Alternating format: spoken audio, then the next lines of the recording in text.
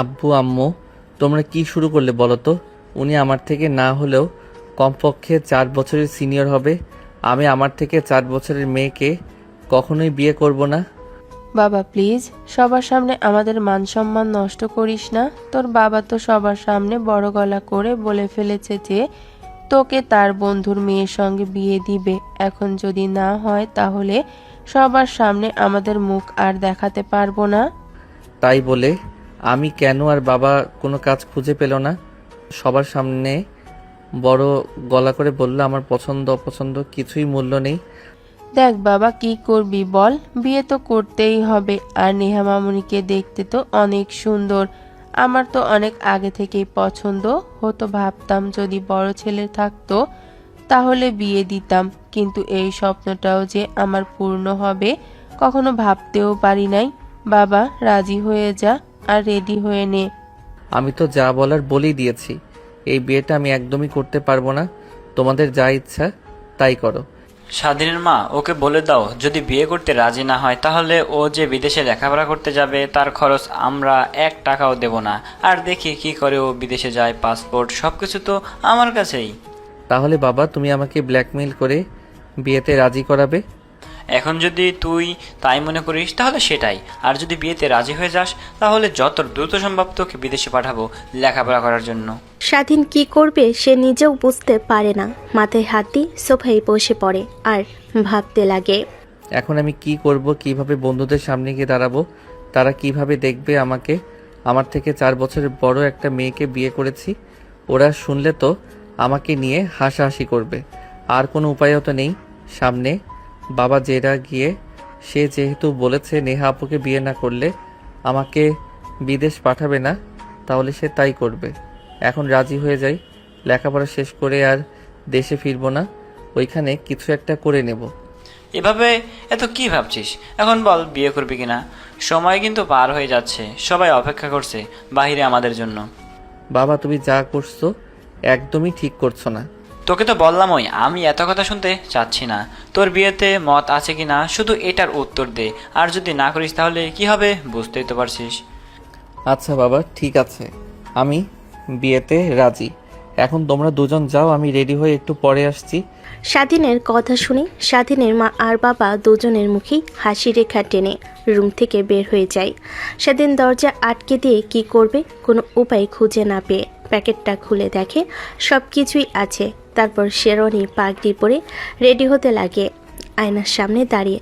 প্রায় 5 মিনিট পর স্বাধীন রুম থেকে বের হয়। দেখে তার রুমের সামনে অনেক ভিড় জমে আছে।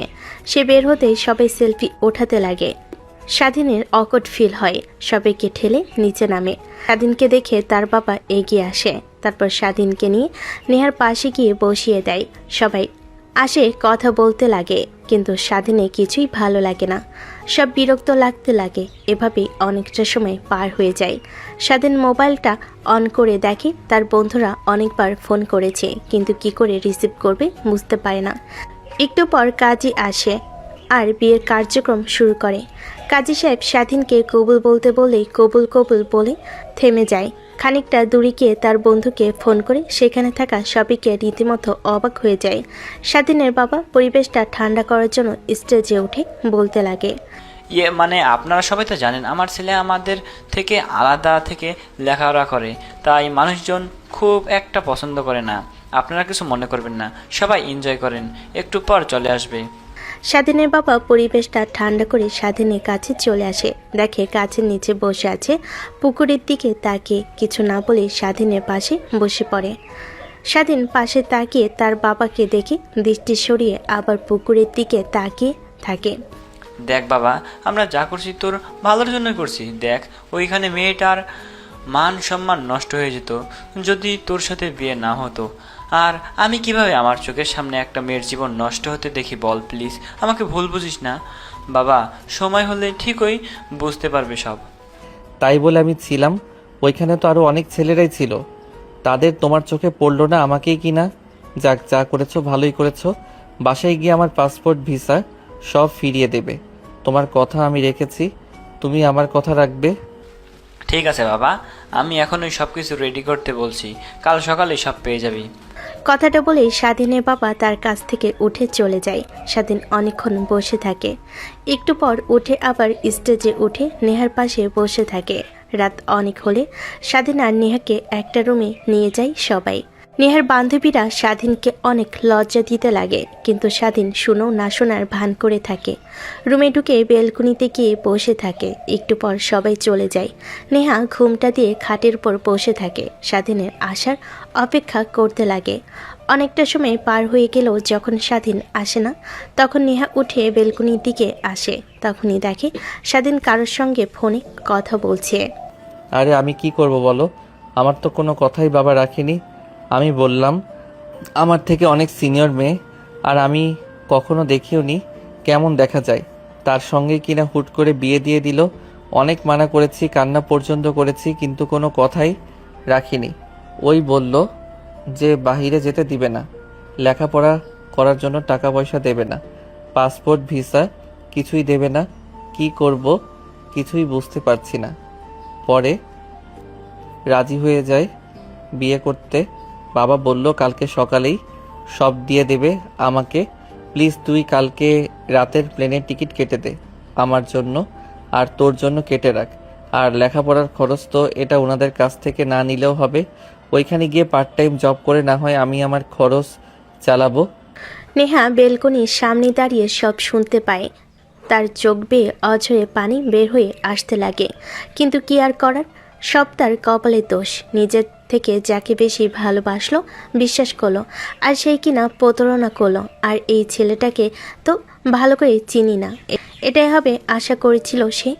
কান্না বন্ধ করে দিয়ে ওয়ার্ড্রোব থেকে জামা কাপড় বের করে ওয়াশরুমে চলে যায় চেঞ্জ করার জন্য। চেঞ্জ করে এসে রুমে ঘুমিয়ে পড়ে। অন্যদিকে স্বাধীন তার বন্ধুর সঙ্গে কথা বলতে বলতে কখন যে বেলকনিতে ঘুমিয়ে যায় বুঝতে পারে না। সকাল হলে রোদে তীব্র আলোতে স্বাধীনের ঘুম ভেঙে যায়। উঠে পড়ে নিজের বেলকনিতে আবিষ্কার করে। অবাক হয়ে যায়।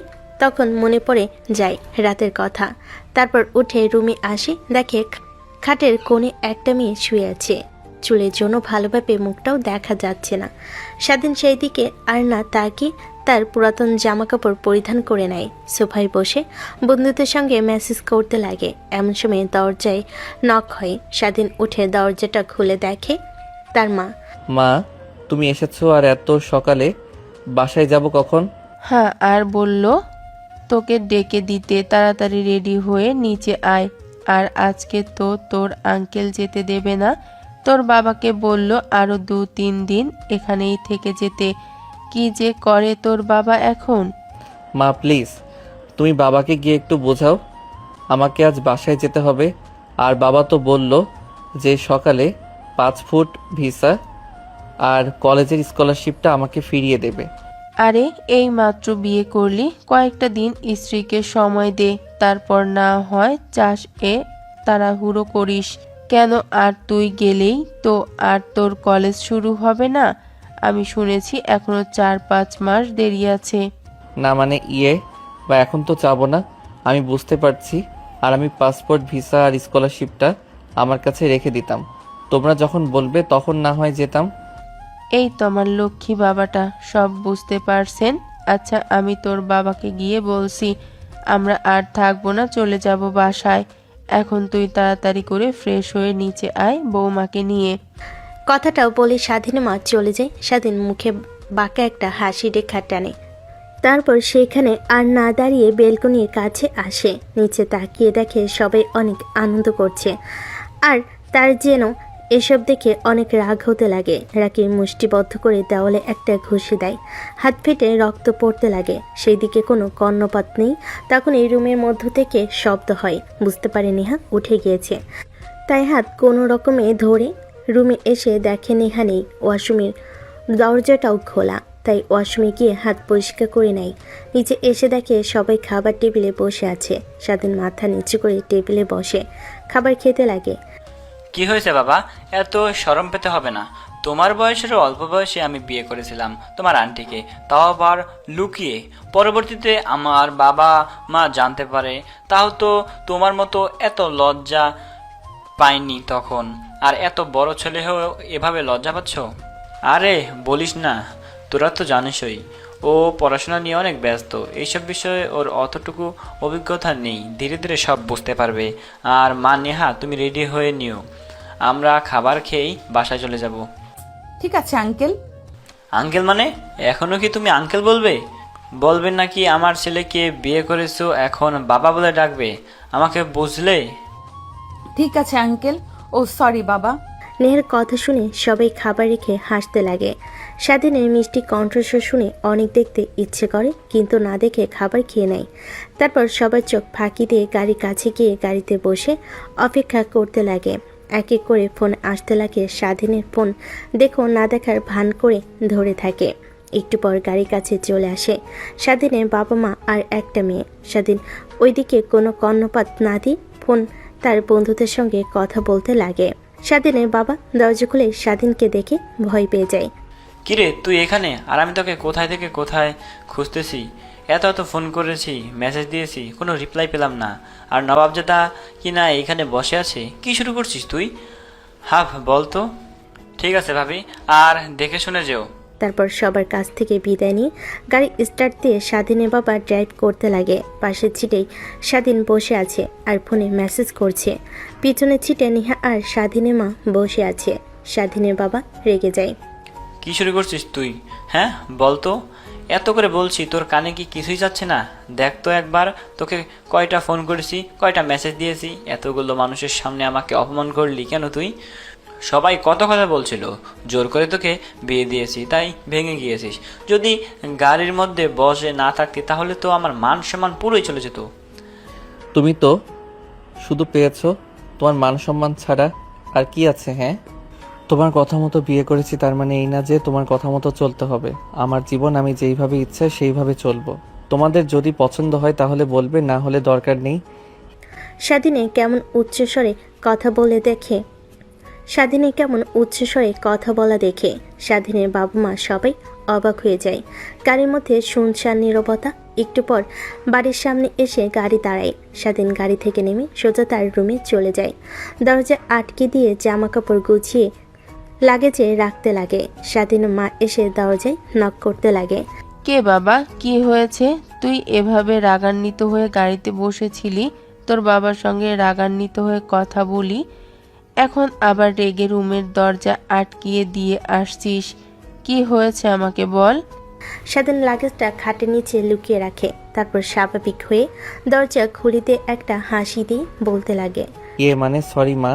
আর গাড়ির মধ্যে তখন রেখে কথা বলার জন্য সরি, তখন মাথা ঠিক ছিল না। তুমি তো জানোই মানুষ ওজন আমি একদমই পছন্দ করি না, আর এত হইচই কথা বলা পছন্দ হচ্ছিল না, তাই আর কি গাড়িতে এসে বসেছিলাম। এইসব আমাকে বলে আর কি হবে? তোর যা, তোর বাবার কাছে থেকে গিয়ে ক্ষমা চেয়ে আয়। আর রুমটা কি হাল করে রেখেছিস আমি সব গুছিয়ে দিচ্ছি। মা মা মা তোমার রুম গোছাতে হবে না, চলো আমার সাথে বাবার কাছে। আচ্ছা চল তাহলে তোর বাবার কাছে। আমাকে আর রুম পরিষ্কার করতে হবে না, এখন থেকে তোর রুম পরিষ্কার করে রাখার লোক নিয়ে এসেছি। নেহামা যাও, আজ থেকে এটা তুমি তোমার নিজের রুম মনে করো।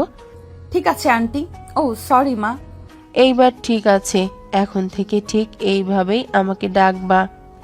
আচ্ছা মা, আপনারা তাহলে যান, আমি কাপড়গুলো গুছিয়ে রাখি আর ফ্রেশ হয়ে আসছি। স্বাধীন আর তার মা নিচে বসার রুমে চলে আসে। এসে দেখে বসার রুমে তার বাবা মনমরা হয়ে বসে আছে।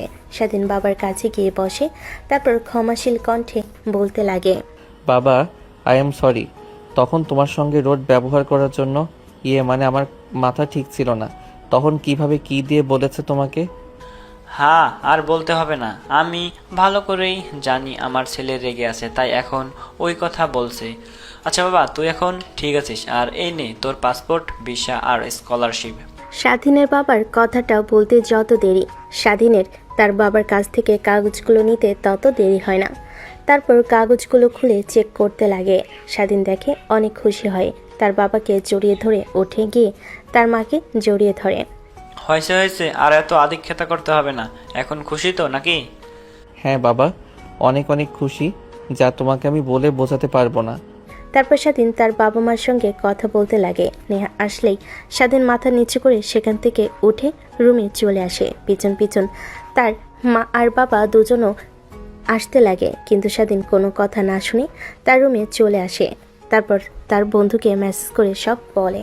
তার বন্ধু রাতের ফ্লাইটের টিকিট কেটে রেখে দেয়। স্বাধীন রুমে বসে থেকে পায়চারি করতে লাগে আর অপেক্ষা করতে লাগে রাত হবার। কিছু একটা মাথায় আসে, তাই টেবিলকে একটা কাগজে 2টা চিঠি লেখে। তারপর চিঠি 2টা খাতার নিচে রেখে দেয়। রুমে এসে নেহা দেখো না দেখার ভান করে সোফায় বসে ফোন দেখতে লাগে। স্বাধীন মাথা নিচু করে বেলকনিতে চলে আসে, অনেকক্ষণ দাঁড়িয়ে থাকে। রুমে ওকে দেখে নেহা তাই খাটে গিয়ে ঘুমিয়ে পড়ে। স্বাধীনের ঘুম ভেঙে যায় একটা মিষ্টি কণ্ঠে। স্বাধীন মিটমিট করে তাকাতে মেয়েটা অন্যদিকে ঘুরে তাকায়, দেখে তার মা দরজায় দাঁড়িয়ে আছে আর নেহা ওই দিকে তাকিয়ে আছে। স্বাধীন খাট থেকে উঠে মাথা নিচু করে ওয়াশরুমে চলে যায়। ফ্রেশ হয়ে মোবাইলটা হাতে নিয়ে দেখে রাত 8টা বাজে। স্বাধীনের মুখে হাসি রেখা ফুটে ওঠে। তারপর নিচে চলে আসে খাবার খাওয়ার জন্য। কি হয়েছে বাবা? তোর কোনো সমস্যা? এই অবেলায় শুয়েছিলি, কিছু হয়েছে তোর? না মা, কিছুই হয়নি। আসলে একটু শরীর ক্লান্ত লাগছিল, তাই ঘুমিয়েছিলাম। তাই বলে খাবার না খেয়ে ঘুমোবি? দুপুরেও তো অনেক ডাকলাম আমি নেহা গিয়ে, তাও তো উঠলি না।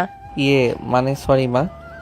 কথাটা বলে স্বাধীন খাবার খেতে লাগে আর ফোন দেখতে লাগে। তারপর খাবার খাওয়া শেষ করে রুমে এসে বসে পড়ে সোফায়। নেহা খাবার খাওয়া শেষ করে রুমে চলে আসে। দরজাটা আটকে খাটে বসতে স্বাধীন বলতে লাগে, দেখেন, আমি জানি না আপনি কী রকম মনে করবেন আমাকে, বাট আমি এই সম্পর্কটা টিকিয়ে রাখতে একদমই চাই না। কারণ আমি চাই আমার ক্যারিয়ার দিকে ফোকাস দিতে। এই অল্প বয়সে বিয়ে করে নিজের জীবনটা নষ্ট করতে চাই না। তাই প্লিজ আমাকে আমার মতো থাকতে দিন, আর আপনি আপনার মতো। আপনি প্রেম করেন, যা ইচ্ছে তাই করেন, কখনোই আমি তাতে হস্তক্ষেপ করব না। কিন্তু হ্যাঁ, আমাদের মান সম্মান নষ্ট করবেন না প্লিজ। আর ডিভোর্স লাগলে বলবেন। ওকে, ঠিক আছে, যা তোমার ইচ্ছে। বাট একটা কথা কি জানো, বাঙালিদের মেয়েদের বিয়ে হয় একবারই, আর একবারই তারা স্বামীকে কাছে পেতে চায়। পরপুরুষদের একদমই দেখতে পারে না। তুমি ভাবলা কি করে? তারপর নেহা স্বাধীনকে অনেক কথা বলতে লাগে। সেদিকে স্বাধীন মুচকি মুচকি হাসতে লাগে। স্বাধীনের হাসি দেখে নেহা আরও অনেক রেগে যায়। তাই স্বাধীনকে আর কিছু না বলে খাটের উল্টো দিক হয়ে শুয়ে পড়ে। স্বাধীন অপেক্ষা করতে লাগে নেহা ঘুমানোর। কিন্তু নেহা ঘুমানোর অভিনয় ধরে শুয়ে থাকে আর দেখতে লাগে স্বাধীন কি করে। তখনই স্বাধীন তার মোবাইলের দিকে দেখে রাত 10:30 বাজছে। তাই স্বাধীন তাড়াতাড়ি করে খাটের নিচ থেকে লাগেজ বের করে রুম থেকে বের হয়ে যায়। নেহা চোখ খুলে সব দেখে আর মুচকি মুচকি হাসতে লাগে। হাসতে হাসতে এক পর্যায়ে চোখ বেয়ে পানি বের হতে লাগে। দৌড়ে বেলকনিতে যায় আর দেখতে পাই স্বাধীন সদর দরজা দিয়ে চুপি চুপি বের হয়ে যাচ্ছে। পিছন ফিরতেই নেহা নিচের দিকে বসে পড়ে। স্বাধীন শেষবারের মতো তার বাড়িটা দেখে বাড়ি থেকে বের হয়ে যায়। তখনই স্বাধীনের বন্ধু এসে গাড়ি দাঁড় করায়, গাড়িতে উঠে পড়ে। তারপর সোজা এয়ারপোর্টে চলে আসে। নেহা বেলকনিতে বসে থেকে কান্না করতে লাগে। কান্না করতে করতে নেহা ঘুমিয়ে পড়ে। সকাল হলে সূর্যের আলোতে ঘুম ভেঙে যায়। তারপর উঠে হেলতে দুলতে ওয়াশরুমে চলে যায়। ফ্রেশ হতেই রাতের কথা মনে পড়ে যায়। তখনই টেবিলের দিকে নজর যায়, দেখে খাতার নিচে 2টা চিঠি। নেহা একটু অপ্রস্তুত হয়ে চিঠি খুলে পড়তে লাগে। আমি জানি যখন চিঠিটা পড়বেন তখন আমি হয়তো অনেক অনেক দূরে থাকব। আর এটাও জানি যে চিঠিটা অবশ্যই আপনি পড়বেন। দেখেন, যা বলার আমি রাতেই বলে দিয়েছি। কিন্তু আমারও অনেক কষ্ট হয়েছে বলতে। আমার ইচ্ছে হয় একজনকে বিয়ে করে তাকে নিয়েই বাঁচতে। কিন্তু এখন যে অবস্থা জেনারেশনের, তাতে আপনাদের মতো মেয়েরা কখনোই এক পুরুষে আটকে থাকতে পারবে না। তাদের 1000 পুরুষের স্পর্শ লাগবেই। আর হ্যাঁ, একটা কথা, বিয়ে থাকা অবস্থায় একদমই এসব কাজ করবেন না। ডিভোর্স দিয়ে যা ইচ্ছে তাই করবেন। যখন ইচ্ছা হবে ডিভোর্স দিয়ে দিবেন, আমি সাইন করে দিব। আর যদি পারেন নিজেকে ধরে রাখতে, তাহলে আমি লেখাপড়া শেষ করে বাড়িতে ফিরতে ফিরতে 4-5 বছর লেগে যেতে পারে। এতদিন যদি থাকতে পারেন তাহলে থাকবেন, না হয় ভালো একটা ছেলেকে দেখে বিয়ে করে নেবেন। আর যদি আমার জন্যই অপেক্ষা করেন তাহলে প্লিজ বোরখা পরিধান করে বাহিরে চলাফেরা করবেন। আর দ্বিতীয় যে চিঠিটা আছে ওইটা বাবা মাকে দিবেন। আপনার পারার কোনো দরকার নেই, বাবা মাকে দিলে তারা এমনিই বুঝতে পারবে। তখনই স্বাধীনের মা বাইরে থেকে দরজায় কড়া নাড়তে লাগে। নেহার ধ্যান ভেঙে যায়। তারপর দরজা খুলে দিয়ে চিঠিটা স্বাধীনের মায়ের দিকে এগিয়ে দেয়। কি মেয়েটা এ কাজ গেছে, কি লেখা আছে? আমি তো আর পড়ে দেখিনি, আমাকে যেটা দিয়েছে ওটাই পড়েছি। তুই যেটা পড়লে ঠিক বুঝতে পারবেন মা। তারপর স্বাধীনের মা চিঠিটা পড়ে অবাক হয়ে যায়। দৌড়ে বসা রুমে চলে আসে। পিছে পিছে নেহাও বসার রুমে চলে আসে। তারপর স্বাধীনের মা স্বাধীনের বাবার দিকে চিঠিটা এগিয়ে দিয়ে বলেন, তোমাকেই আগেই বলেছিলাম ছেলেটার ওপর এভাবে জোর জবরদস্তি করো না, কিন্তু কই শুনলে আমার কথা? আর কি হয়েছে? আগে তো এটা বলবা, আর কি বলো এইসব জোর জবরদস্তি মানে? চিঠিটা পড়ো, তাহলেই বুঝতে পারবা। কান্না করতে করতে স্বাধীনের মা কথাটা বলে স্বাধীনের বাবা চিঠিটা খুলে পড়তে লাগে। প্রিয় বাবা মা, তোমরা যখন চিঠিটা পড়বে তখন আমি হয়তো অনেক অনেক দূরে থাকবো তোমাদের থেকে। ছোট থেকে বড় করেছো, লালন পালন করেছো, এর জন্য তোমাদের কাছে আজীবন কৃতজ্ঞ হয়ে থাকবো। কিন্তু বড় হয়ে যাবার পর ছেলেদের নিজের একটা পছন্দ অপছন্দ বলে কথা আছে, কিন্তু তোমরা তোমাদের পছন্দকে আমার পছন্দ বানিয়ে দিলে। যাক, যা করেছো আমার ভালোর জন্যই করেছো, আমি এইটাই মানি। কিন্তু আমার পছন্দ কি, আমায় কি করতে চাও একটাবারও তোমরা জানতে চেয়েছো? আর জেনেই কি করবে? তোমাদের মান সম্মানটাই তোমাদের কাছ থেকে বড়, তাই তোমাদের মান সম্মান নিয়ে থাকো। আমি চলে গেলাম আমার লেখাপড়া করতে। আমার সাথে কোনো কন্ট্যাক্ট করার চেষ্টা করবা না। আমি সিম কার্ড আর মোবাইল ভেঙে ফেলে রেখে যাব বাংলাদেশ। আর হ্যাঁ, আমার সাথে যে মেয়েটার জীবন নষ্ট করে দিয়েছো তাকে ভালো একটা ছেলে দেখে আবার বিয়ে দিয়ে দিও। আর যদি আমার জন্য থাকতে চাও তাহলে নিজের মেয়ের মতো যত্ন করে রেখো। ইতি, তোমার হতভাগা ছেলে। চিঠিটা পড়ে স্বাধীনের বাবা কান্না করতে লাগে। স্বাধীনের মাও হামাও করে কান্না করতে লাগে। নেহা কি করবে বুঝতে পারে না। একটু পর স্বাভাবিক হয় স্বাধীনের বাবা মা। দুজনে সামলে নেয়। স্বাভাবিক হয়ে নেহার দিকে তাকিয়ে বলেন, মা, আই অ্যাম সো সরি। আমি জানতাম না যে আমার ছেলে এরকম কিছু করবে। যদি জানতাম তাহলে কখনোই তোমার সঙ্গে ওর বিয়ে দিতাম না। এখন তোমার কি মত? তুমি কি থাকতে চাও স্বাধীনের জন্য, নাকি নিজের জীবন নিজের মতো করে গুছিয়ে নিতে চাও? একবার যেহেতু আপনাদেরকে বাবা মা বলে ডেকেছি, তাহলে আর আপনাদের রেখে যেতে চাই না। সে আসুক, যত বছর পরই আসুক না কেন, তার জন্য অপেক্ষা করব আর আপনাদের সেবা করে যাব। নেহার কথা শুনে স্বাধীনের মা আর বাবা দুজনেই অনেক খুশি হয়ে যায় আর চোখে মুখে ফুটে ওঠে। তারপর নেহাকে জড়িয়ে ধরে কান্না করতে লাগে। নেহাও কান্না করতে লাগে। 4 বছর পর। দোস্ত, এত বছর পর বাসায় ফিরছি। আল্লাহই জানে মা বাবা কি বলে। আর আমার বউ এখনই কি আমার জন্য অপেক্ষা করছে নাকি চলে গেছে কে জানে। যদি ডিভোর্স দিয়ে চলে যেত তাহলে তো আমার কাছে কাগজ যেত। ধ্যাত, কি শুরু করলে আবার তুই নতুন করে? চুপ থাকতো, একটু ঘুমাতে দে। বাসায় গেলে সবার কথায় আর ঘুম হবে না। প্লেনে একটু শান্তিতে ঘুমাতে দে ভাই প্লিজ। শালা আমার চিন্তায় চিন্তায় মাথা থেকে চুল উঠে যাচ্ছে। আর তুই কি না শান্তিতে ঘুমাবি তা তো হবে না। এই 4 বছর বাসায় কারোর সাথে বিন্দু মাত্র কথা বলিনি, কারোর খোঁজ খবর নেইনি। এখন কি যে হয়, বাসায় গেলে আল্লাহর কাছে দোয়া করছি সব কিছু ঠিকঠাক থাকলেই হয়।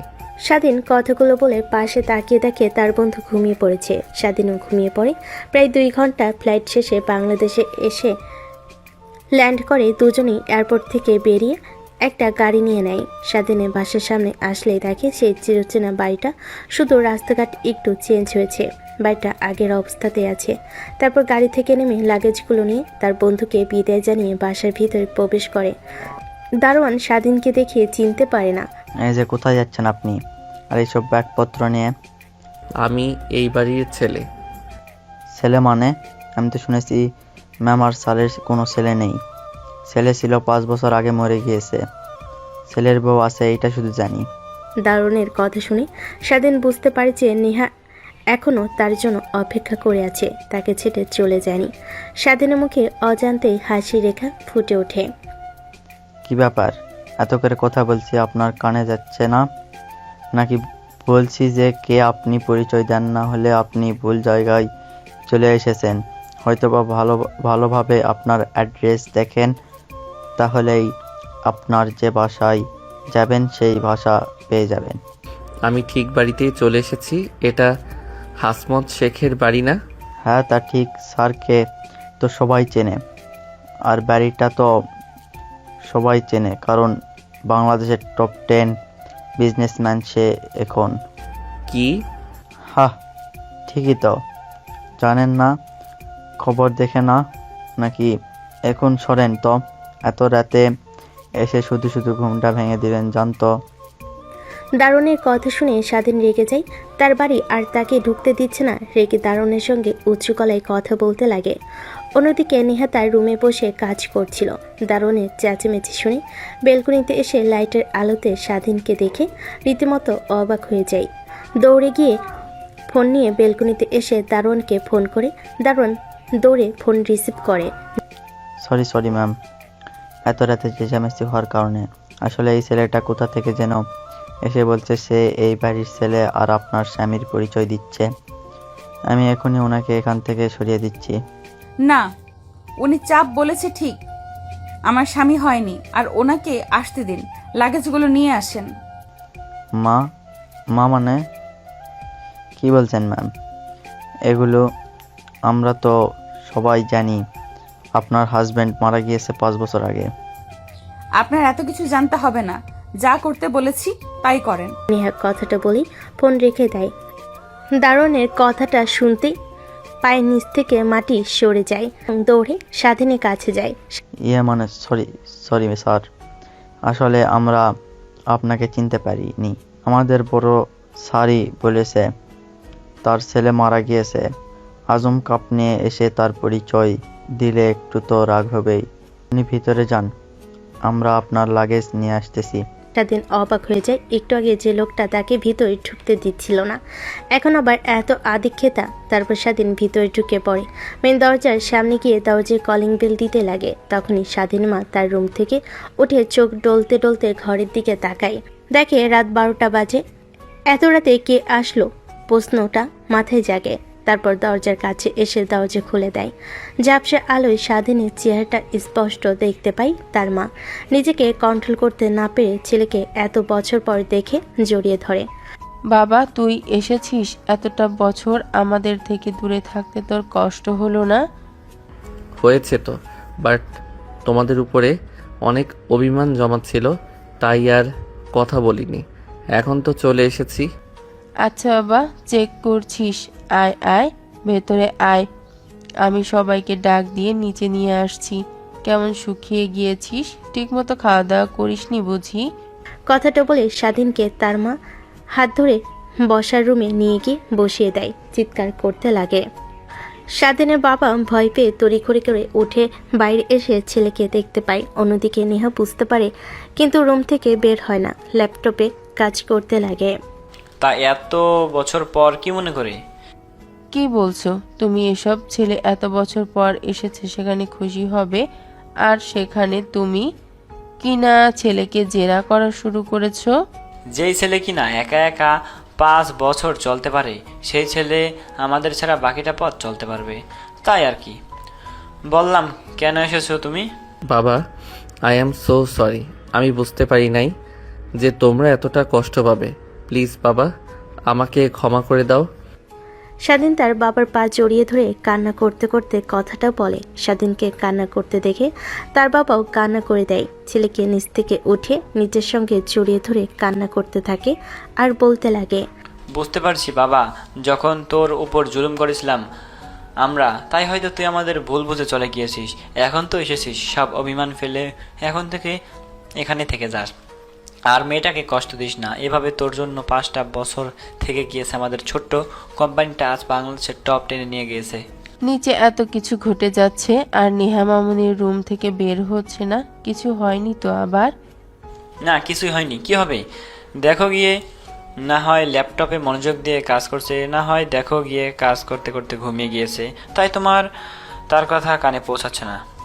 মা প্লিজ, আমাকে কিছু খেতে দিবা। সেই সকালে খেয়ে বের হয়েছি। ফাইটে যা দিয়েছে অল্প খাবার আমার তাতে হয় নাই, প্লিজ কিছু খেতে দাও। আচ্ছা বাবা, তুই একটু দাঁড়া, ফ্রিজ থেকে খাবার বের করে গরম করে দিচ্ছি, তুই তোর বাবার সঙ্গে গল্প কর। কথাটা বলে স্বাধীনের মা কিচেন রুমে যায়। অন্যদিকে স্বাধীন বসে থেকে ভাবতে লাগে দারুণ তাকে আসতে দিচ্ছিল না, ফোন করাতে তাকে আসতে দিল। কে ফোন করেছিল? তার বাবা মা কেউ তো ফোন করেনি। যদি করতো তাহলে দেখে এতটা অবাক হতো না। তার মানে কি নেহা? চিন্তাম ঘুরপাক খেতে লাগে স্বাধীনের মাথায়। কিরে বাবা, কোথায় হারিয়ে গেলি? তোকে এত করে ডাকছি, কোনো শব্দ দিচ্ছিস না। এই 5টা বছর কিভাবে তুই বিদেশে লেখাপড়া করতে গিয়েছিস এইটা আমি দেখেছি, বাট কিভাবে চললি, লেখাপড়ার এত এত টাকা কিভাবে ম্যানেজ করলি? এখনই এত কিছু জানতে হবে তোমার? আসলাম একটু রেস্ট নেই, ফ্রেশ হয়ে খাওয়া দাওয়া করি, তারপর সব খুলে বলবো।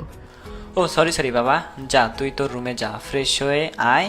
তোর মা খাবার গরম করেছে, জার্নি করে এই শরীর নিয়ে তো আর খাবার খাবি না। চিন্তায় ঘুরপাক খেতে লাগে স্বাধীনের মাথায়।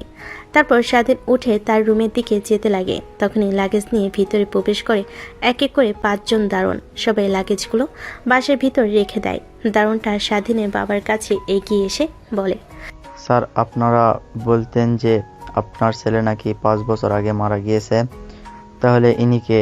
আর নেহা ম্যাম ফোন করে বলল যে আপনার ছেলে, উনি আসতে দেই যেন।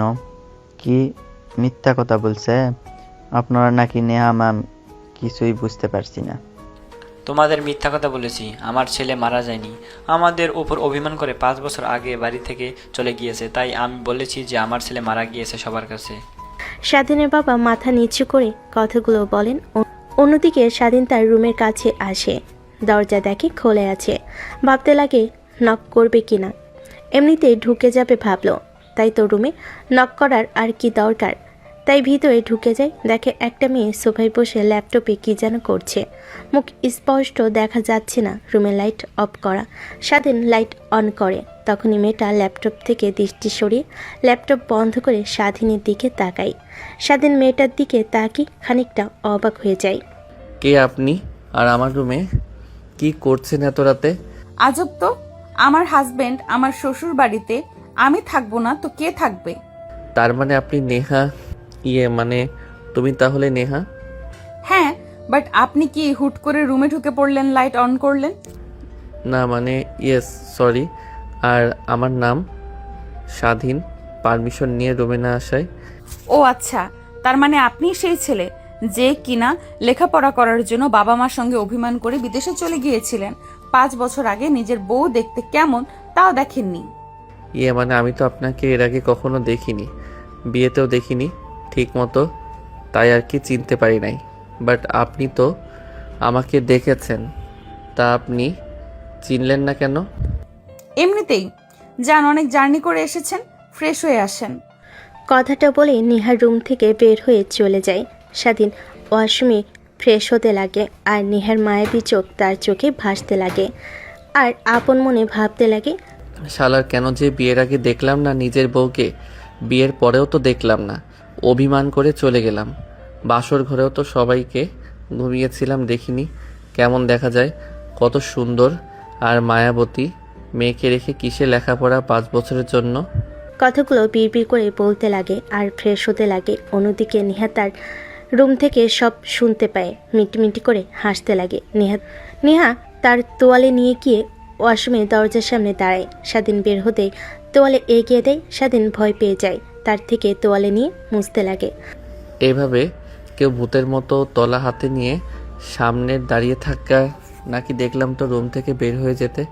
আবার কখন এসেছেন? তখনই আবার রুমে এসেছি যখন বিড়বিড় করে বলছিলেন এত মায়াবতী আর সুন্দরী মেয়েকে রেখে কিসের লেখাপড়া। মানে আপনি সব শুনে ফেলেছেন তাহলে? হ্যাঁ শুনেছি সবই, আর ভয় পেতে হবে না। এখন তো বাড়িতে এসেছেন, আর আমি আপনার সেই আগের স্ত্রী রয়ে গিয়েছি। যেভাবে বলেছিলেন ঠিক ওইভাবেই নিজেকে আগলে রেখেছি আপনার জন্য। এর মানে সরি এই 5টা বছর আপনাকে কষ্ট দেওয়ার জন্য।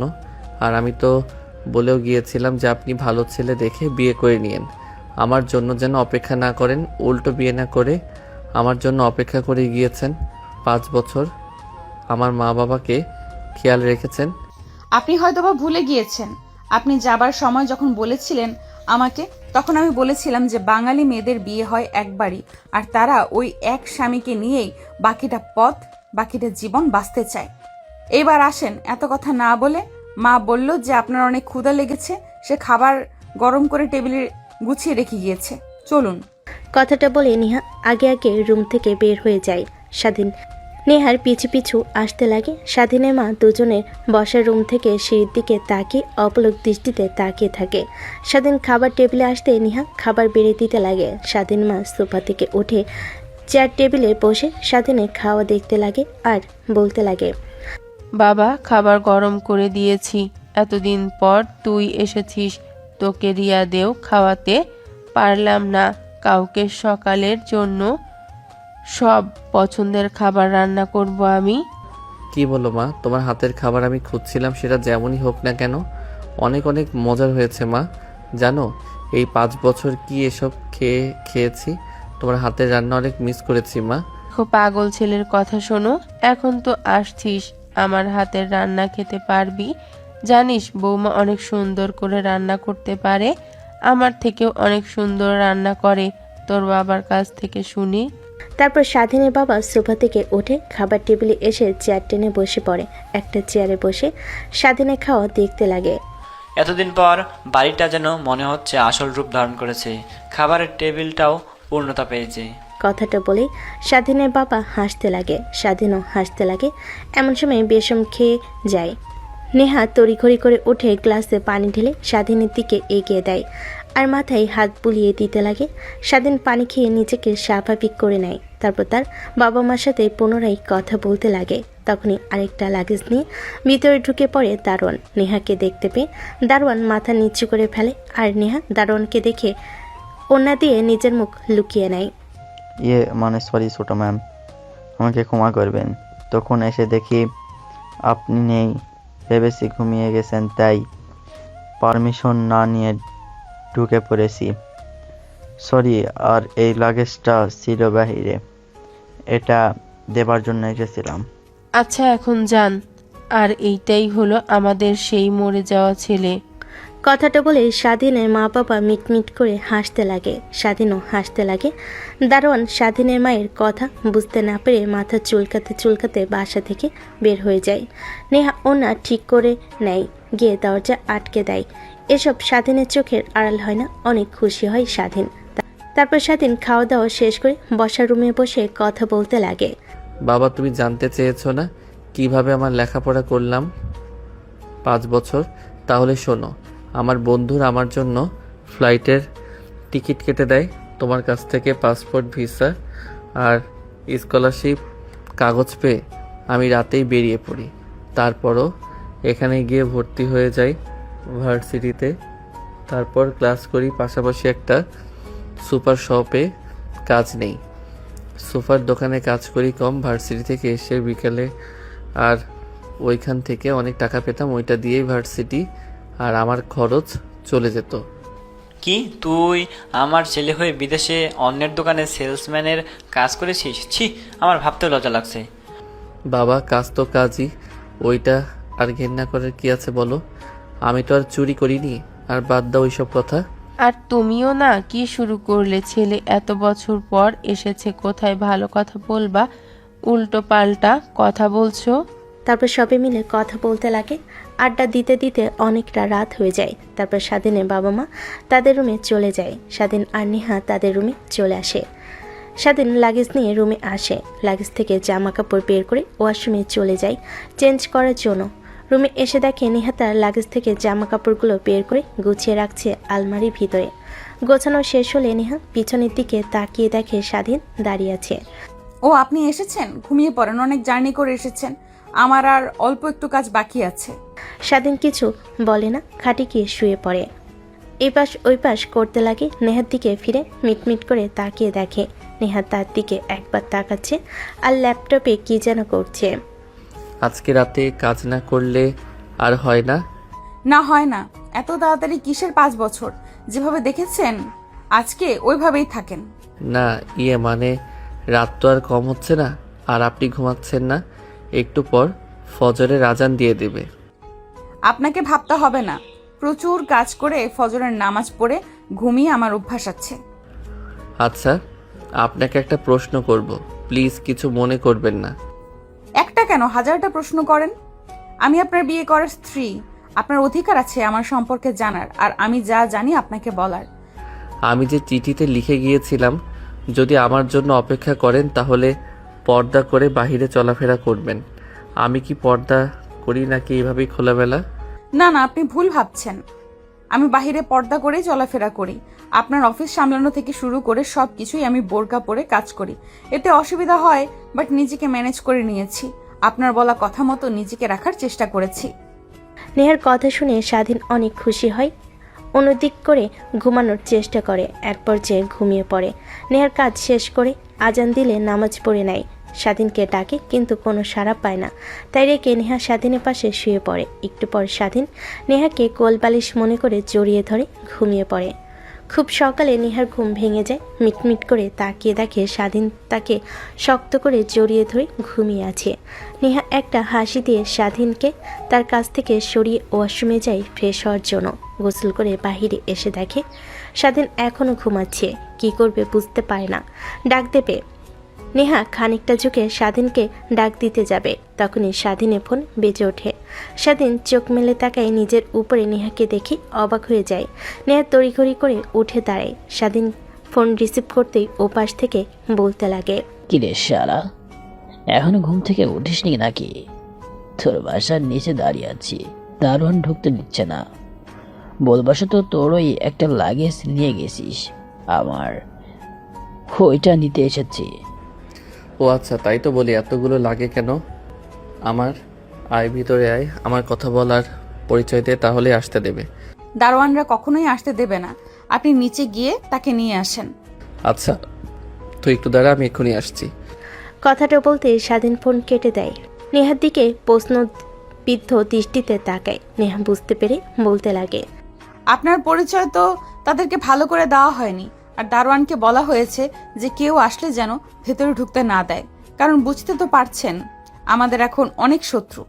ও আচ্ছা, তা আপনি এত সকাল সকাল উঠে গোসল করেছেন নাকি? চুল ভেজা।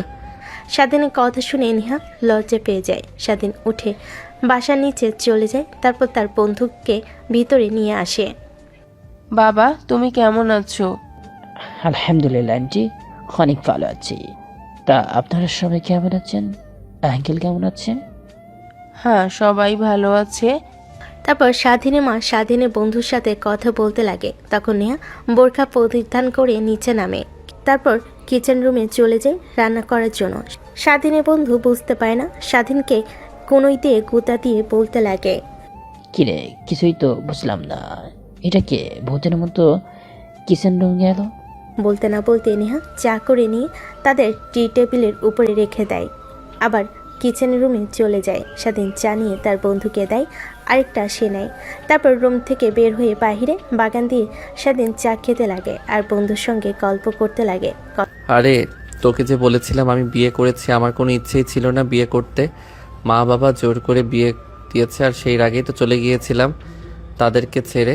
5 বছর তোর সঙ্গে থেকে লেখাপড়া করে বাসায় ফিরে দেখি এখন আমার জন্য রয়ে গেছে সে। আর একটা চিঠি লিখে গিয়েছিলাম, ওইখানে লিখেছিলাম যেন পর্দা করে চলাফেরা করে। এসে দেখি পর্দা করে চলাফেরা করছে। ভাই, তুই অনেক লাকি রে, কারণ তোর মতো বউ এই জেনারেশনে একদমই দোষকর। হ্যাঁ রে, আমিও রীতিমতো অবাক হয়ে গিয়েছিলাম যখনই সে তাকে দেখতে পাই। আর আমি তো চিনতেও পারিনি, কারণ আমি তো তাকে আর দেখিও নি। আর কথাটা বলতে গিয়েও স্বাধীন চুপ করে যায়। তারপর তার বন্ধুর সাথে অন্য টপিক নিয়ে কথা বলতে লাগে। এখন তো আর তোর কিছুই করতে হবে না, আঙ্কেলের তো নাম পুরো শহরে ছড়িয়ে পড়েছে। এখন তোর বাবার কোম্পানি দেখাশোনা করলেও তুই পারবি। বাট আমি তা করতে চাইনি। তোকে তো আগেই বলেছি আমি নিজের মতো করে একটা কোম্পানি তৈরি করব, আমার নামে চলবে। এখন একটা কোম্পানি স্টার্ট করতে গেলে অনেক অনেক টাকার দরকার, আর আমাদের কাছে এখনো তো টাকা নেই। এসব কিছু গুছিয়ে গাছিয়ে তাও 2 কোটি টাকার মতো হবে আমার। তাহলে আর কি লাগে, আমার কাছে আছে 2 কোটি টাকার বেশি। 4 কোটি টাকা হলে একটা বিজনেস স্টার্ট করা যাবে। বাট কি বিজনেস করব কিছুই তো বুঝতে পারছি না। তুই আজকের দিনটা ভেবে কালকে আমাকে জানাস। হ্যাঁ, আর অনেক সময় হয়ে গিয়েছে, মা বলেছে খুব দ্রুত বাসায় যেতে। আচ্ছা ঠিক আছে, তাহলে যা, দেখে শুনে যাস, আর বাসায় পৌঁছিয়ে আমাকে ফোন করিস। তারপর স্বাধীনের বন্ধু চলে যায়। স্বাধীন গোসল করার জন্য রুমে আসে, দেখে নেহা বেলকনিতে দাঁড়িয়ে আছে। রুমে স্বাধীন আসতেই নেহা সেই ল্যাপটপ অন করে কাজ করতে লাগে। স্বাধীন গোসল করে রুমে আসে, তোয়ালে পেঁচিয়ে গা দিয়ে টপ টপ করে পানি পড়ছে। নেহা তাকিয়ে থাকে ড্যাপ ড্যাপ করে। স্বাধীন দেখে তড়িঘড়ি করে গা মুছে ফেলে আর কাপড় পরিধান করে নেয়। তারপর নেহার পাশে এসে বসে, মোবাইল দেখতে লাগে। কি বিজনেস শুরু করা যায় নেহা বুঝতে পারে, তাই স্বাধীনের দিকে তাকিয়ে বলতে লাগে, এইসব উল্টাপাল্টা মাথায় আনতে হবে না। বাবার কোম্পানি অনেক দেখাশোনা করেছি, এখন আর পারবো না। তখন শাশুড়িমা বলেছিল সব তোমাকে বুঝিয়ে দিতে, আর বাচ্চা কাচ্চা নিয়ে বাসায় থাকার জন্য আমাকে। কি মা তোমাকে এই কথা বলেছে? আর আমার বিন্দুমাত্র ইন্টারেস্ট নেই। আমি চাই আমি নিজের মতো করে একটা বিজনেস শুরু করি আমার বন্ধুর সাথে। আরে পাগল হয়েছো নাকি তুমি? বাবার কোম্পানি তো বাংলাদেশের টপ 10-এর মধ্যে আছে। এটা দেখে তোমাকে আবার বিজনেস শুরু করতে হবে কেন? তুমি এটা দেখাশোনা করো, তোমার বন্ধুকে না হয় তোমার অফিসে ভালো একটা পোস্টে জব দিয়ে দাও, তাহলে তো হয়ে যায়। দেখো আমি চাই না কাউকে কৈফিয়ত দিতে, নিজের মতো করে চলবো, নিজের মতো করে সব কিছু করব। তাই আমি নিজের একটা কোম্পানি দিতে চাই। বুঝেছি, বিদেশে গিয়ে লেখাপড়া করতে করতে তোমার মাথাটা পুরোটাই গেছে। তোমারই তো অফিস, সব কিছু তোমার। আমি তো আর তোমার কাছ থেকে কিছু জানতে চাইবো না। বাবা তো আর অফিসে একদমই যায় না। এখন যা দেখাশোনা করার আমিই করি। আর তুমি কি চাও যে তোমার স্ত্রী অফিসে গিয়ে কাজ করুক আর এটা মানুষ দেখুক? কথাটা বলে নেহা উঠে চলে যায়। স্বাধীন ভাবতে লাগে নেহা যা সত্যি তাই বলেছে, তাহলে কি সে তাই করবে? এসব ভাবতে লাগে। একটু পর স্বাধীনের মা এসে ডাক দেয় তাকে নিচে। স্বাধীন নিচে চলে যায় খাবার খাওয়ার জন্য। খাবার খেতে লাগে, এমন সময় স্বাধীনের বাবা বলে ওঠে, বাবা বয়স তো আর কম হলো না, এখন ঠিক মতো হাঁটতেও পারি না। তুই কি চাস না যে দাদা ডাক শুনে এই পৃথিবীর মায়া ত্যাগ করি আমি? তোর থেকে কত ছোট, পাশের বাসার রোহান। ও তুই চলে যাওয়ার কয়েক মাস পর বিয়ে করেছে, ছেলে হয়েছে, অনেক বড় হয়ে গিয়েছে, দেখা হলেই সালাম দেয়, কি সুন্দর করে কথা বলে। আমারও তো ইচ্ছে হয় না। স্বাধীনের বাবার কথা শুনে স্বাধীন নেহা দুজনেই বেশম খেয়ে যায়। পরিবেশটা স্বাভাবিক করার জন্য স্বাধীনের মা বলে ওঠে, আরে কি শুরু করলে তুমি? ছেলেটা এতদিন পর বাসায় এসেছে, ঘুরুক ফিরুক, আর এখন এই সব কথা বলতে হবে তোমার? কি লাজ লজ্জা বলতে কিছুই নেই? ও বাবা, আমি কি বললাম আমাদের কোনো কিছু নেই নাকি? আমার ইচ্ছে হয়েছে সেটাই বললাম। খারাপ কিছু বলেছি বাবা? না বাবা, খারাপ কিছু বলনি, বাট এখন সময় ওই রকম না। তারপর তুমি যেহেতু চেয়েছো বিষয়টা নিয়ে ভাববো। স্বাধীনের কথা শুনে নেহা লজ্জা পেয়ে হাত দিয়ে উঠে রুমে চলে যায়। স্বাধীন মা রেগে যায়। স্বাধীন আর স্বাধীনের বাবা মুচকি মুচকি হাসতে লাগে। আরে কি শুরু করলে বলো তো? তোমরা দুজনই মেয়েটাকে না খেয়ে চলে গেল, রাত ভোর কাজ করেছে, আবার সকালে উঠেই নাস্তায় আমাকে হেল্প করলো, আবার খাবার খেতে দিলে না। কি যে করো না তুমি। স্বাধীনের বাবা কোনো কথা না বলে খাবার খেতে লাগে। স্বাধীনের খাওয়া শেষ হলে বসার রুমে বসে তার বাবা মার সঙ্গে আড্ডা দিতে লাগে। অন্যদিকে নেহা লজ্জা পেয়ে রুমে গিয়ে খাটের পর শুয়ে থেকে ভাবতে লাগে, কিভাবে হবেন দাদা দাদি? আপনার যে ছেলে ভয় তো আমার কাছে আসবে না, আর আমি তো অভিমান করে আছি। বুঝতে পারে না নাকি আমাকে আগলে নিবে? এটাও পারে না। এর জন্যই পিচ্চিদের বিয়ে করতে হয় না। অভিমান তো বোঝে না, উল্টো তারাই অভিমান করে থাকে। এইসবই ভাবছিল। অন্যদিকে স্বাধীন বসেছিল। হঠাৎ দরজার কলিং বেল বাজে। স্বাধীন মা উঠে দরজা খুলে দিয়ে দেখে নেহার বাবা মা এসেছে। তার দুজন স্বাধীনকে দেখে অবাক হয়ে যায়। বাবা, এতদিন পর তোমার এত অভিমান যে তোমার বাবা জোর করে বিয়ে দেওয়ার কারণে তুমি বাসা ছেড়ে চলে গেলে? সরি আন্টি, তখনও ছোট ছিলাম তাই বুঝতে পারি নাই, আর অনেক রাগ হয়েছিল বাবার উপরে তাই চলে গিয়েছিলাম। ও আচ্ছা, তা বাবা কেমন আছো তুমি? হ্যাঁ, কেউ অনেক ভালো আছি। আপনারা কেমন আছেন? আলহামদুলিল্লাহ বাবা, আমরাও অনেক ভালো আছি। তা বাবা, তুমি কি আমাদের এখনো আপন করে নিতে পারোনি যে আঙ্কেল আন্টি করে বলছো? না মানে কি বলে ডাকবো বুঝতে পারছি না। কি বলে ডাকবি মানে?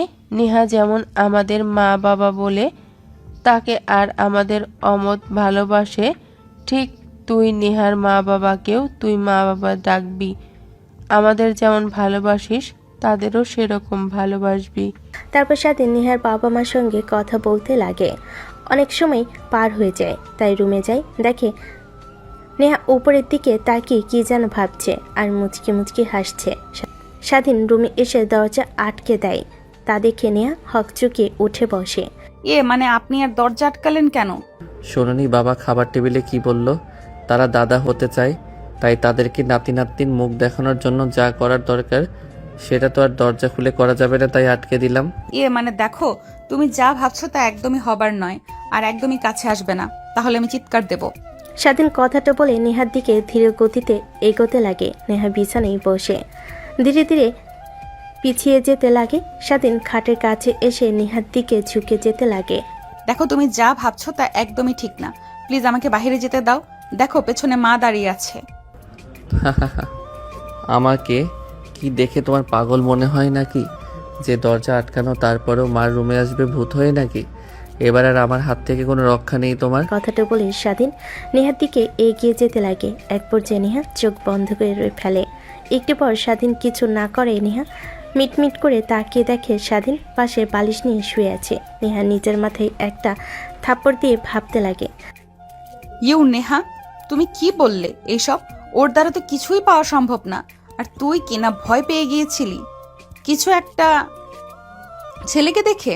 নেহা ভয়ে কথাগুলো ভাবছিল, ঠিক তখনই স্বাধীন ফোন বেজে ওঠে। স্বাধীন ফোন রিসিভ করে শুয়ে কানে কাছে ধরে তখনই তার বন্ধু গম্ভীর কণ্ঠে শুনতে পায়। স্বাধীন দ্রুত উঠে বসে পড়ে। কি বলছিস তুই? তারপর এখন কি করবি তুই এখন? কি আর করবো ভাই, বাবা মার উপরে তো আর কথা বলতে পারবো না।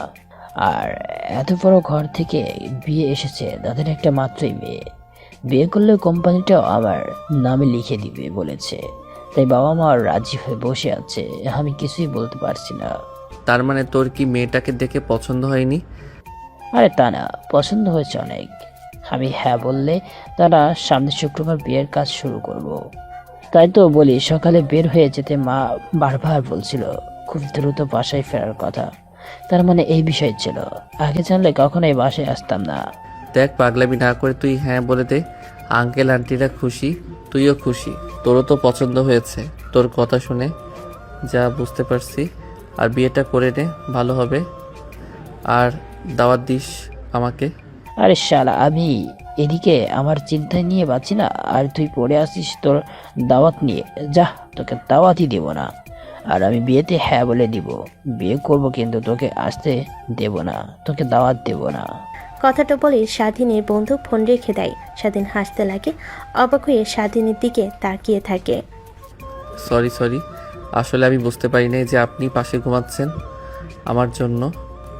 আপনার ঘুম ভেঙে গেলে রাতে একটু ঠিকমতো ঘুমাননি দেখলাম, কাজ করছিলেন অনেক রাত পর্যন্ত। আরে না, সেটা কোনো বিষয় না, বাট এত খুশি কেন তুমি? আজকে যে আমার বন্ধু এসেছে না, যার সঙ্গে কথা বললাম সকালে, ওর মা বাবা ওকে নিয়ে গিয়ে জোর করে বিয়ে করিয়ে দিচ্ছে। তাই আর কি, কথাটা শুনে হাসি পেল আর আমার কথা মনে পড়ল।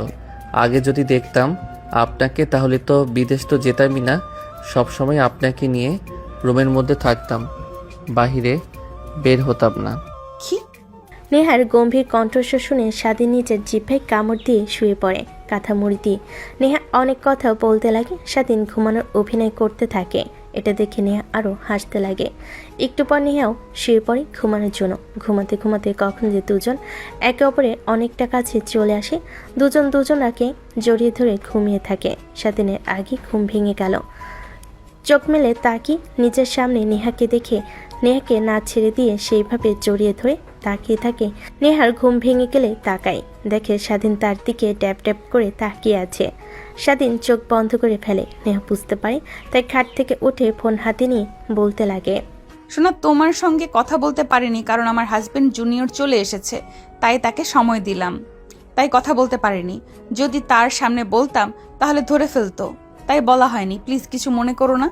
কথাটা বলে নেহা বেলকুনিতে চলে যায়। স্বাধীন অবাক হয়ে যায়, তার মানে নেহার সঙ্গে যা করেছে সব অভিনয়। তাই উঠে গুটি গুটি পায়ে বেলকুনির কাছে যায়। আড়িপাতে নেহার কথা শুনতে নেয়। স্বাধীনকে দেখে আরও অভিনয় শুরু করে ভালোভাবে। স্বাধীন আড়িপাতে নেহার সব কথা শুনে যেন নিজের কানকে বিশ্বাসই করতে পারে না। এক পর্যায়ে বেলকুনির কাছ থেকে সরে খাটে এসে শুয়ে থেকে ঘুমানোর অভিনয় করে, আর চোখ দিয়ে অশ্রু বের হয়ে পড়তে লাগে। একটু পর নেহা এসে স্বাধীনের পাশে শুয়ে পড়ে। স্বাধীনের ভালো না লাগে উঠে ফ্রেশ হয়ে বেলকুনির দিকে বসে থাকে। নেহা বুঝতে পারে আর মুচকি মুচকি হাসতে লাগে, কারণ সে তো এমনটাই চেয়েছিল। দেখতে দেখতে বিকেল হয়ে যায়। স্বাধীন গ্যাস থেকে গাড়ি বের করে পরিষ্কার করে বাইরে বের হয় তার পুরনো বন্ধুদের সঙ্গে আড্ডা দেওয়ার জন্য। এক এক করে সবার সঙ্গে আড্ডা দিয়ে রাত 10টায় বাড়ি ফিরে। দরজার কলিং বেল দিতেই নেহা এসে দরজা খুলে দেয়। এত রাতে বাহিরে কি করছো তুমি? সেই কৈফিয়ত কি আমি আপনাকে দেব নাকি? এখন সরেন তো আমার সামনে থেকে। কথাটা বলে স্বাধীন ঢুলতে ঢুলতে উপরের দিকে যেতে লাগে। নেহার বাবা মা, স্বাধীনের বাবা মা সবাই অবাক হয়ে যায়। নেহা ভালো মতোই বুঝতে পারে স্বাধীন মদ খেয়ে এসেছে। মা, কিছু কি হয়েছে? এত রাতে স্বাধীনভাবে বাসায় ফিরলো, কোনো কথা না বলেই ঢুলতে ঢুলতে উপরে উঠে রুমে গেল যে? না বাবা, আসলে শরীরটা অনেক ক্লান্ত তো, বন্ধুদের সঙ্গে আড্ডা দিয়ে ড্রাইভ করে করে, তাই এরকম মনে হল তোমার। আচ্ছা থাকো তোমরা, আমি যাই, রুমে যাই, দেখি কি হয়েছে ওর। কথাটা বলে নেহা তাড়াতাড়ি রুমে যায়। দেখে স্বাধীন শুয়ে আছে। নেহা আসতেই দরজা আটকে দেয়। স্বাধীন উঠে একটা কাগজ বের করে নেহার দিকে এগিয়ে দিয়ে বলে, এখানে সাইন করে দিন আর আঙ্কেল আন্টিকে নিয়ে এই বাসা থেকে বের হয়ে যান। মানে কি বলছো তুমি এসব? সাইন করব মা বাবাকে নিয়ে বের হয়ে যাব মানে? এত অভিনয় করতে হবে না। যার জন্য অপেক্ষা করছিলেন না এই 5 বছর, সেই কাগজটাই এখন আমাকে ডিভোর্স দিয়ে আমার কাছ থেকে মুক্তি পেয়ে তার কাছে চলে যান। মানে কি এসবের ডিভোর্স মানে? আমি তো তোমাকে ডিভোর্স দিতে যাব কেন? আর 5 বছর অপেক্ষা করছিলাম মানে? ও বুঝতে পারছি। তাহলে তুমি তখন ওই অভিনয় করার জন্য এত রেগে আছো আর মদ খেয়ে বাসায় ফিরেছো? হ্যাঁ, ঠিক বুঝতে পারছেন, আমি তখন সব শুনতে পেয়েছি।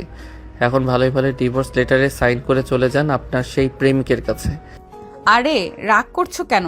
আমি তো তোমার সাথে অভিনয় করেছি, আর তুমি আমাকে ভালোবাসো না। আমি আর এক ছেলেকে পছন্দ করলেই কি আর না করলেই কি, তাই বলে কি তুমি ড্রিঙ্ক করে মাতলামি করে বাসায় ফিরবে নাকি? আমি কি একবারও তা বলেছি যে আপনাকে ভালোবাসি না, পছন্দ করি না? আসলে আমার একটু সময় লাগবে, আর কিভাবে কি করব আমি তো বুঝতে পারি না, ছোট মানুষ তাই আর কি। যাই হোক, বুঝতে পারলাম আগে থেকেই, এখন আর সমস্যা হবে না, আপনি যেতে পারেন। আর মা বাবাকে আমি ম্যানেজ করে নেব। প্লিজ এত রাগ করে না। আগে আমার কথাটা তুমি মনোযোগ দিয়ে শোনো, তারপরে তোমার যা ইচ্ছা তুমি তাই আমাকে বলো। তারপর নেহা স্বাধীনকে সব কিছু খুলে বলতে লাগে। ফোনটাও স্বাধীনের হাতে দেয়। নেহার ফোনটা স্বাধীন ভালোভাবে চেক করে দেখে তার ফোনে কিছুই নেই, শুধু তার কয়েকটা ছবি। তার মানে তখন আমার সাথে অভিনয় করেছেন আপনি? হাফ অভিনয় করেছি, তা না করলে তো আরো বুঝতেই পারতাম না যে পিচ্চিটাও আমাকে এত ভালোবাসে। ধ্যাত, আমি মোটেও পিচ্ছি নই। আর একটা সত্যি কথা বলবো। হ্যাঁ বলবা, বাট ওয়েট, তুমি ড্রিঙ্ক করেছো তারপর আমার সাথে স্বাভাবিকভাবে কিভাবে কথা বলছো? না মানে আমিও অভিনয় করেছি, কারণ আমি এগুলো একদমই পছন্দ করি না, তাই খাইনি। শরীরে একটু লাগিয়ে এসেছি বার থেকে, তাই এত দুর্গন্ধ বের হয়েছে। একটু ভালো লাগছে না, এগুলো খুলে ফ্রেশ হয়ে আসি। কথাটা বলেই স্বাধীন ওয়াশরুমে চলে যায়। ফ্রেশ হয়ে বাইরে বের হয়। নেহার দিকে তাকাতেও পারছে না, নিচের দিকে তাকিয়ে আছে। কি হয়েছে তোমার? কিছুই হয় নাই, অনেক ইচ্ছে করছে ছেলে বা মেয়ের বাবা হওয়ার। তাহলে তো অনেক পরিশ্রম করতে হবে। নেহার কথা শুনে স্বাধীন নেহাকে নিয়ে খাটের উপর পড়ে যায়। তারপর তারা পরিশ্রম করতে লাগে কিভাবে একটা ফুটবল টিম তৈরি করা যায়। তো দর্শক, আজকের গল্পটির থেকে এখানেই বিদায় নিচ্ছি, আর অপেক্ষা করুন পরবর্তী গল্পের জন্য। সেই পর্যন্ত ভালো থাকবেন এবং লাইক, কমেন্ট, শেয়ার করে আমাদের সাথেই থাকুন। আর নতুনরা কিন্তু সাবস্ক্রাইব করতে ভুলবেন না। আল্লাহ হাফেজ।